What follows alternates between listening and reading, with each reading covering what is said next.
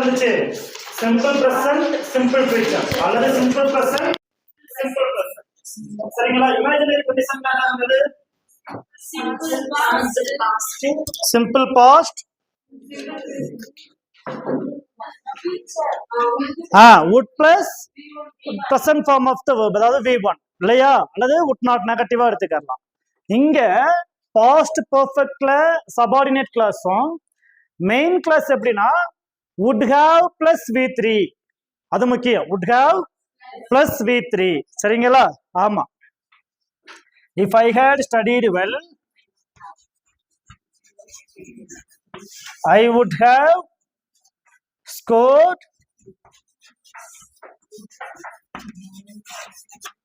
high marks. சரிங்களா? See, if I had studied well I would have scored high marks. இப்போ என்ன இருக்கீங்க, நீங்க இந்த டேர்ம் தான் முக்கியம். would have plus past participle. இப்போ ஒருவேளை இப்போ ஒரு சிலருக்கு உங்க சந்தேகம் வந்துச்சுன்னு நினைக்கிறேன், இங்க இந்த வுட்டுக்கு பதிலாக குட் வரலாமா? தாராளமா வரலாம். அது சென்டென்ஸோட ஸ்ட்ரக்சரை பொறுத்தது. புரியுதுங்களா? ஐ குட் ஹேவ், நான் பாஸ் பண்ணிருக்க முடியும், பாஸ் பண்ணிருப்பேன் அப்படின்றது போல பாஸ் பண்ணிருக்க முடியும், ஆனா என்ன செய்யல, பாஸ் பண்ண முடியல, அப்படிதான் பொருள் இல்லையா? அப்ப இந்த டேர்ம்ல, அதாவது இந்த வுட் இருக்கிற இதுல ஹேவ் மாறவே மாறாது, இங்க பாஸ்ட் பார்ட்டிசிபிள் மாறவே மாறாது. சென்டென்ஸோட மீனிங்கை பொறுத்த வரைக்கும் இங்க என்னது, வுட்டுக்கு பதிலாக குட். சரிங்களா? வுட் அல்லது குட் இந்த மாதிரி அதே பாஸ்ட் ஃபார்ம்ல. இப்ப நீங்க ஷாலுக்கு பதிலாக ஷுட் எழுதுறீங்க இல்லையா, அதே போல இங்க ஷுட் வரலாம், வுட் வரலாம், குட் வரலாம். ஆனா என்ன வரக்கூடாது, இதோட ப்ரெசன்ட் ஃபார்மா ஃபியூச்சர் ஃபார்மா வரக்கூடாது. நீங்க இப்ப கேன் வரக்கூடாது, குட் வரலாம். புரியுதுங்களா? மே வரக்கூடாது, மைட் வரலாம். ஷால் வரக்கூடாது, ஷுட் வரலாம். வில் வரக்கூடாது, வுட் வரலாம்.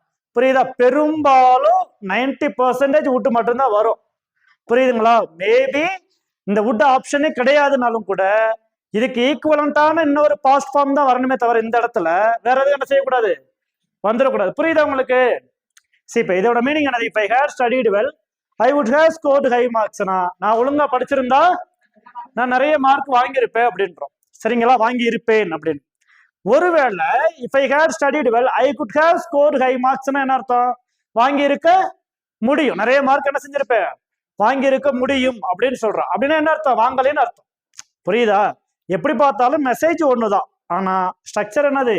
இங்க பாஸ்ட் பெர்ஃபெக்ட் டென்ஸும் இங்க would have plus past participle. இந்த வடிவத்தை மாத்திரக்கூடாது. ஏன்னா இங்க உங்களுக்கு 3 பாசிபிலிட்டிஸ் இருக்கு. ஒண்ணு இது மாதிரியே கொடுத்துருவாங்க. என்ன சொல்றது, சபார்டினேட் கிளாஸ் கொடுத்துட்டு அடுத்து மெயின் கிளாஸ் என்ன வரும் அப்படின்னு ஒரு ஆப்ஷன் கேட்பான். சரிங்களா? அப்படி இல்லை அப்படின்னு சொன்னா எரர் கேட்கறதுக்கு வாய்ப்பு இருக்கு. இப்போ if I had studied well, இங்க என்ன செய்வான், அந்த ஹேவ எடுத்துருவான். I would score high marks. அப்ப இங்க என்ன இருக்கு, எரர் இருக்கு. ஏன்னா தொடக்க காலத்துல எல்லாம் பாத்தீங்கன்னா ஒரு சென்டென்ஸை கொடுத்துட்டு 4 அப்படியே பிரிச்சுட்டு எரர் பார்ட் ABCD அப்படின்னு கொடுத்துட்டு எதுல எரர் இருக்குன்னு கேட்டுருவாங்க. பாத்திருக்கீங்களா அந்த மாடல்லாம்? ஆமா. சோ அப்ப எப்படி வேணாலும் ஒரு கேள்வி என்ன செய்ய முடியும், அவங்க மாடிஃபை பண்ண முடியும். சரிங்களா? சோ அப்ப மொத்தம் எத்தனை கண்டிஷன் இருக்கு இஃப் கிளாஸ்ல? 3 கண்டிஷன் இருக்கு. என்னன்னது? Real condition, imaginary condition, unfulfilled condition. சரிங்களா? ரியல் கண்டிஷன் எதை பத்தி பேசுது? அதாவது சாத்தியம் இருக்கிறது. சரிங்களா? இப்ப கண்டிஷன் இருக்கும், ஃபியூச்சர்ல நிச்சயமா என்ன கிடைக்கும், நமக்கு அதுக்கான ரிசல்ட் கிடைக்கும். சரிங்களா? இதுதான் வந்து ரியல் கண்டிஷன். ஓகேவா? சோ அப்ப அதுல சபார்டினேட் கிளாஸ் சிம்பிள் பிரசன்ட் டென்ஸ்ல இருக்கணும், மெயின் கிளாஸ் எதுல இருக்கணும், சிம்பிள் ஃபியூச்சர்ல இருக்கணும். அப்படிதானே? ஆமா. சபார்டினேட் கிளாஸ் சிம்பிள் பிரசன்ட்னா மெயின் கிளாஸ் என்னது, சிம்பிள் ஃபியூச்சர்ல இருக்கணும். சிம்பிள் சொல்றேன். ஒருவேளை சபார்டினேட் கிளாஸ் சிம்பிள் பிரசன்ட்ல இன்னொன்னு என்னது, சிம்பிள் பிரசன்ட் இல்லையா? அதாவது சிம்பிள் பிரசன்ட் அல்லது சிம்பிள் ஃபியூச்சர், அது சூழலை பொறுத்துதான் என்ன செய்யணும், நீங்க முடிவு செய்யணும். ஓகேவா? இது நம்பர் 1. Number 2 imaginary condition. அதுல என்ன செஞ்சீங்க, subordinate clause simple past tense. ஒருவேளை 2 நவுன் கொடுத்து இடையில டேஷ் வர்றது மாதிரி இருந்துச்சுன்னா அது என்னது, வேர். அது சிங்குலர் ப்ளூரல் அப்படிலாம் நீங்க பார்க்க கூடாது. ஓகேவா? அது இங்க கண்டிப்பா என்னது, வேர் தான். ஓகேவா? 2வது அங்க மெயின் கிளாஸ் என்ன வரும், would plus V1 இல்லையா? அதே போல would plus V1 இருக்கலாம், இல்ல put plus V1 இருக்கலாம், should plus V1 இருக்கலாம். பட் என்னது past form of the auxiliary verb plus V1 அப்படிதான் நீங்க எடுத்துக்கணும். தேர்ட் ஒன் என்னது unfulfilled அல்லது impossible condition. சரிங்களா? அதாவது நடப்பதற்கு இனிமேல் சாத்தியம் இல்ல, ஆனா ஏற்கனவே என்ன இருந்துச்சு, ஒரு சாத்தியம் இருந்தது அப்படின்றது மாதிரி. சரிங்களா? அப்ப அதுல என்ன செய்யறோம், பாஸ்ட் பெர்ஃபெக்ட் டென்ஸ்ல என்னது சபார்டினேட் கிளாஸ் வருது. இங்க ரியல் கண்டிஷன்ல சரி ரியல்ன்ற மெயின் கிளாஸ்ல would have plus past participle form வரணும். சரிங்களா? இவ்வளவுதான் என்னது if கிளாஸ் பொறுத்த வரைக்கும். இது ஒன்றும் கஷ்டம்லாம் இல்லை. சரிங்களா? கஷ்டமாவா இருக்கு? இல்ல. ஆனா தொடக்கத்துல ஒண்ணு சொன்ன தெரியுமா, சிம்பிள் பிரசன்ட் டென்ஸும் சிம்பிள் ஃபியூச்சர் டென்ஸும். புரியுதுங்களா? நான் ஏற்கனவே கேட்டேனா, இப்ப ரியல் கண்டிஷன்ல if you will study well அப்படின்னு வரலாமான்னு கேட்டேன். வரலாமா? வராது, வராது. சரிங்களா? ஏன் அப்படின்னு சொன்னா, நீங்க இஃப் கிளாஸுக்கு பக்கத்துல, அதாவது சபார்டினேட் கிளாஸ்ல என்னது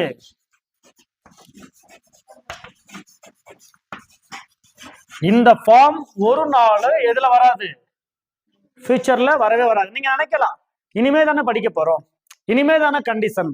சரிங்களா? If you cook well, if you play well, if you study well, சரிங்களா, இஃப் யூ ஸ்விம் வெல், என்ன வேணாலும் சொல்லலாம். இனிமே தான் நடக்க போகுது. புரியுதுங்களா? கண்டிஷனை இப்பதான் போடுறோம். ஆனா அதை என்ன செய்யக்கூடாது, சிம்பிள் பிரசன்ட் டென்ஸை தவிர வேற எந்த டென்ஸ்லயும் என்ன செய்யக்கூடாது, பயன்படுத்த கூடாது. நம்பர் ஒன்னு. ரெண்டாவது என்னன்னா, நீங்க சிம்பிள் பிரசன்ட் டென்ஸும் சிம்பிள் ஃபியூச்சர் டென்ஸும் ஒரு காம்பினேஷனா வந்துகிட்டே இருக்கும். சரிங்களா? ஃபார் அன் எக்ஸாம்பிள்,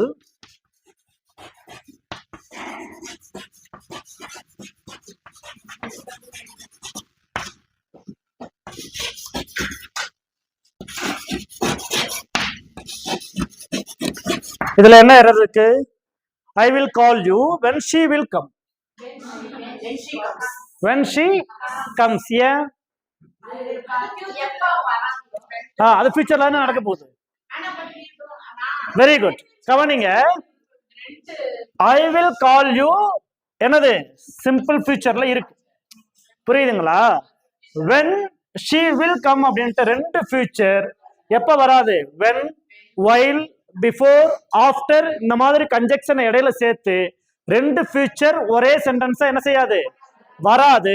ஏதாவது ஒன்னு சிம்பிள் பிரசன்ட்லயும் இன்னொன்னு என்னது சிம்பிள் ஃபியூச்சர்லயும் வரலாம். இப்ப இதை நீங்க எப்படி மாத்தி எழுதலாம், I will call you when she comes அப்படின்னு எழுதலாம். அப்படி இல்லைன்னா எப்படி எழுதலாம், I call you when she will come. ரெண்டுமே பாசிபிலிட்டிஸ் தான். ஆனா எங்கேயாவது ரெண்டு ஃபியூச்சர் டென்ஸ் இந்த மாதிரி when, while, before, after இப்படி வச்சு பார்த்திருக்கீங்களா? பார்த்திருக்கீங்களா? பார்க்க முடியாது. if she comes I will call you தாராளமா சொல்லலாம். அது நீங்க ஆட்டோமேட்டிக்கா அது ரியல் கண்டிஷன் தானே. சரிங்களா? if she comes, அவ வந்தா உங்களை கால் பண்றேன் அப்படின்னு. ஆனா if she will come I call you சொல்லக்கூடாது. ஏன்? அது if கிளாஸ்ல வருது. if கிளாஸ்ல சபார்டினேட் ஒரு நாள் எதை ஏத்துக்கிறாரு, ஃபியூச்சரை ஏத்துக்கிறாரு. புரியுதுங்களா? ஆனா நீங்க என்ன செய்யலாம், ஐ will call you when she comes சொல்லலாம். சரிங்களா? ஓகே. ஸோ அதனால இது ஞாபகம் வச்சுக்கிறேங்க, ரெண்டு ஃபியூச்சர் ஒரே இதெல்லாம் என்ன செய்யாது, வராது ஒரே சென்டென்ஸ்ல.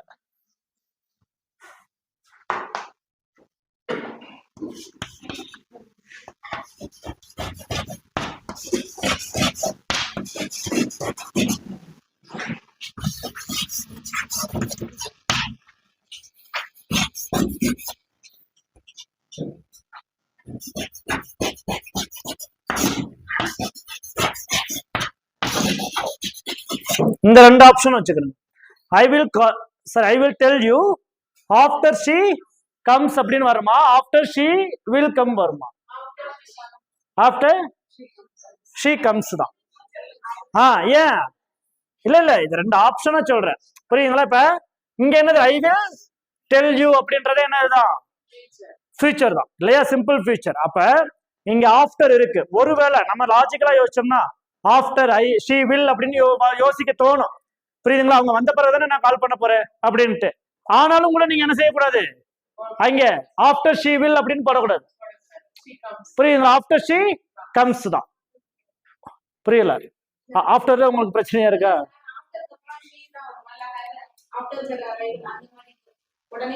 நீங்க ஆஃப்டர் ஹர் அரைவல் தாராளமா சொல்லலாம், தப்பு கிடையாது. புரியுதுங்களா? நான் டென்ஸ் ஃபார்மேட்ல அப்படி சொல்லும் போது சரிங்களா, நீங்க ஒண்ணு ஞாபகம் வச்சுக்கிறணும், ஒன்னே ஒண்ணுதான். என்னது? 2 ஃபியூச்சர் டென்ஸ் ஒரே இதுல வராது. ஓகேவா?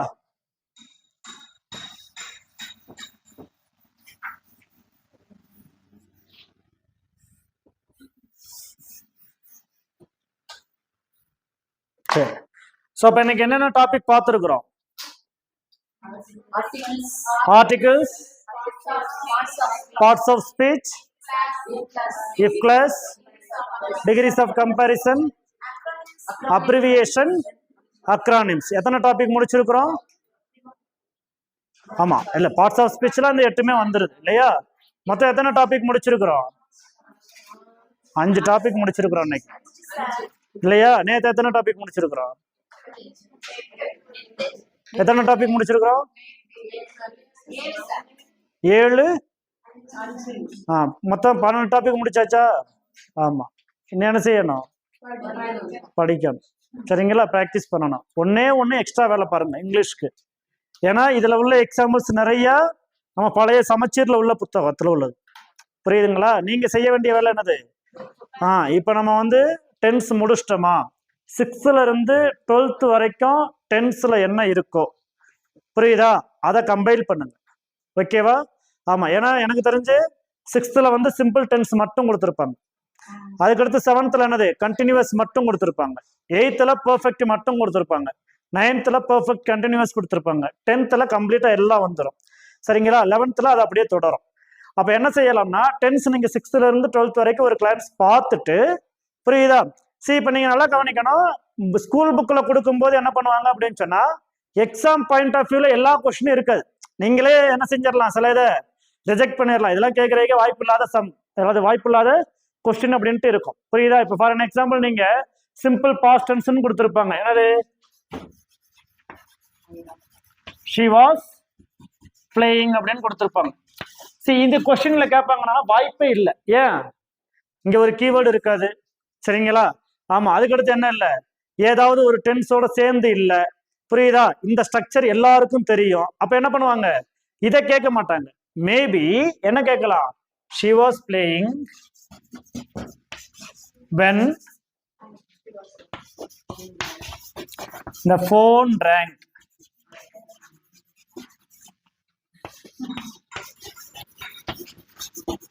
The phone was ringing.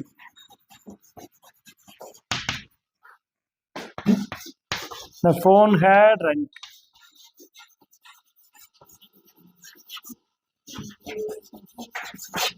சரியா? இந்த மாதிரி கேட்கறதுக்கு வாய்ப்பு இருக்கும். இப்ப நீங்க இதை எடுத்தீங்கன்னு வச்சுக்கிறோமே, என்ன ஆன்சர் வரும்? The phone rang. ஏன்?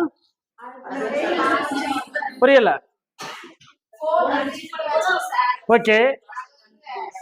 she was playing என்னது? ஒரு லாங் டேர்ம் ப்ராசஸ் இல்லையா? பட் அதுல என்னது? the phone rang அப்படின்றது இடையில நடந்த சின்னதா இருக்கும். சரிங்களா? அப்ப நீங்க தாராளமான செய்யலாம், இந்த இதை சூஸ் பண்ணலாம். புரியுதுங்களா? இப்படித்தான் கேள்வி அமைப்பாங்களே தவிர, இப்படி நீங்க கம்ப்ளீட்டா ஃபில்டர் பண்ணி பாத்தீங்கன்னா, இங்க மிஞ்சி போனா ஒரு 50 சென்டென்ஸ் தான் டென்ஸ்ல இருக்கும் தேரும். மிச்சம் எல்லாமே என்னது? அவங்க இந்த டென்ஸோட வடிவம் இதுதான் அப்படின்னு மாணவர்களுக்கு அறிமுகப்படுத்துறதுக்காக எக்ஸாம்பிள் கொடுத்து வச்சிருப்பாங்க. கீவேர்டோட இருக்கிறது, க்ளூ வேர்டோட இருக்கிறது, 2 கிளாஸ் சேர்ந்து ஒரு சென்டென்ஸா இருக்கிறது. இதையெல்லாம் தனியா ஃபில்டர் பண்ணிருங்க. அதெல்லாம் என்னது? எக்ஸாம் பாயிண்ட் ஆஃப் வியூல கேட்கறதுக்கு வாய்ப்பு இருக்கிறது. புரியுதுங்களா? இது எதுவுமே இல்லாம சும்மா ஸ்ட்ரக்சருக்காக கொடுத்து வச்சிருப்பாங்க. அதை என்ன செய்ய தேவையில்லை, ரொம்ப டெப்தாலாம் பார்க்க தேவையில்லை. ஓகேவா? புரிஞ்சா? ஓகே.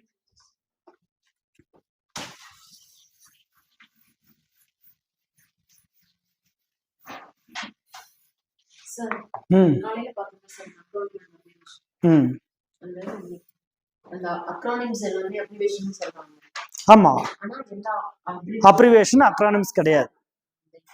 ஆமா, எல்லா அக்ரானிம்ஸ் என்னதுதான்? அப்ரிவியேஷன் தான். பட் எல்லா அப்ரிவியேஷனும் அக்ரானிம்ஸ் கிடையாது. உண்மைதான். சரியா? ஏன்னா நீங்க சுருக்கப்பட்ட வடிவத்தை ஒரு பேரா ப்ரொனவுன்ஸ் பண்றீங்க, என்னவா மாறிக்கிறோம், அக்ரானிம்ஸா மாறிக்கிறோம். புரியுதுங்களா? அவனா வந்து என்ன செய்ய முடியாது. நீங்க அக்ரானிம்ஸ் அப்ரிவியேஷன் பிரிக்கும் பொழுது இந்த அப்ரிவியேஷன் எல்லாத்தையுமே நீங்க அக்ரானிமா சொல்ல முடியாது. பட் அக்ரானிம் எல்லாமே என்னதுதான், ஏற்கனவே சுருக்கப்பட்ட வடிவம் தான், அப்ரிவியேட்டட் ஃபார்ம் தான். அதனால தாராளமா என்ன சொல்லலாம், அக்ரானிம்ஸ் எல்லாமே அப்ரிவியேஷன் தான். பட் அப்ரிவியேஷன் எல்லாமே என்ன கிடையாது, அக்ரானிம்ஸ் கிடையாது. புரியுதுங்களா? ஆமா. சரி, நம்ம இதுலயே பாருங்களேன். இப்ப நீங்க நிறைய வார்த்தைகள் பார்த்தீங்கன்னா அக்ரானிம்ஸ் சொல்லிக்கிட்டு தான் இருப்பீங்க. நான் சொன்னது போல 8 சொல்லுவீங்க, நாசா சொல்லுவீங்க, இப்ப இந்தியா அலைன்ஸ், எலைசா டெஸ்ட், சரிங்களா? ஸோ இது எல்லாமே என்னது, அக்ரானிம்ஸ். சரிங்களா? அப்ரிவியேஷன் அதே போல நிறைய இருக்கும். என்னது, எல்ஐசி அப்ரிவியேஷனா? எல்ஐசி என்னது, நீங்க ஒவ்வொரு எழுத்தையும் தனி சொல்றேன். எல்ஐசி ஒவ்வொரு எழுத்தையும் நீங்க சொல்றீங்க, அப்படிதானே? ஆமா. அப்ப அது என்னது, அப்ரிவியேஷன் தான். நீங்க சொல்லாம இப்ப ஒருவேளை எல்ஐசி லிக் அப்படின்னு சொன்னா அது என்னது, அக்ரானிம்ஸ். புரியுதா? அது டெட் என்னது, அக்ரானிம்ஸ் தான். ஏன்னா நீங்க டிஇடின்னு யாரும் பெரும்பாலும் சொல்றது இல்லை. என்ன சொல்றோம், டெட் எக்ஸாமினேஷன் அப்படின்னு தான் சொல்றோம். ATM abbreviation, NEET acronyms. சரிங்களா? நீட், கிளாட், கியூட் எல்லாமே அக்ரானிம்ஸ் தான். ஏன்னா நம்ம சியூஇடி எல்லாம் யாரும் சொல்லிட்டு இருக்கல, கியூட் எக்ஸாம்னு கொண்டு வந்துட்டான். அதே போல சிஎல்ஏடின்னு சொல்றது இல்லை, கிளாட் எக்ஸாம்னு கொண்டு வந்துட்டான். புரியுதா? அப்ப அதெல்லாம் என்னது, அக்ரானிம்ஸ். சரிங்களா? ஓகே. வேற ஆமா ஆமா, காமன் அட்மிஷன் டெஸ்ட்.